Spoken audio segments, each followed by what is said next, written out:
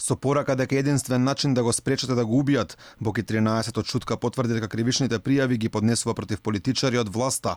Во писмо до јавноста кое што го прочита неговиот адвокат Сашо Дуковски, Јовановски вели пријавите се однесуваат на носители на јавни функции кои се дел од актуелната власт, луѓе од нивните семејства и блиски до нив, како и бизнисмени. Се пожали дека тој неговото семејство цело време добиваат уцени и закани од оние кои според неговите зборови знаеле дека ќе заработат кривични пријави. Одговорно ви тврдам дека нема да ме спречат во што и да сакаат да применат и било кои методи на уцени и на закани. Единствено ќе ме спречат доколку ме лишат од живот, односно доколку посегнат под мојот живот, но повторувам, нема да ме спречат во мојата чесна граѓанска обврска и должност, ниту пак ќе ме спречат во мојата намера во борбата со вистинските криминалци и сторители на кривични дела. Јовановски баре и мониторинг од меѓународните институции и амбасадите во Македонија, бидејќи според напишаното во писмото немал доверба во јавнообвинителскиот систем во Македонија. Се пожали дека побарал уште минатата година да ги поднесе кривичните пријави, но бил одбиен од републичкиот јавен обвинител. Во месец ноември 2019 година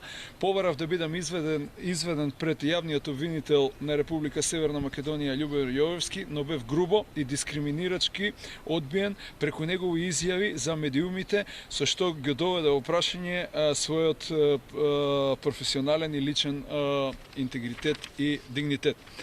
Бидејќи покаже селективност, предрасуди и исклучителна непрофесионалност, делејќи лични квалификации за мене. Пријавите кои Јовановски ги поднесува се однесуваат на 20 кривични дела, меѓу кои обид за убиство, злосторничко здружување, изборни измама, тендерски местења, шпионажа.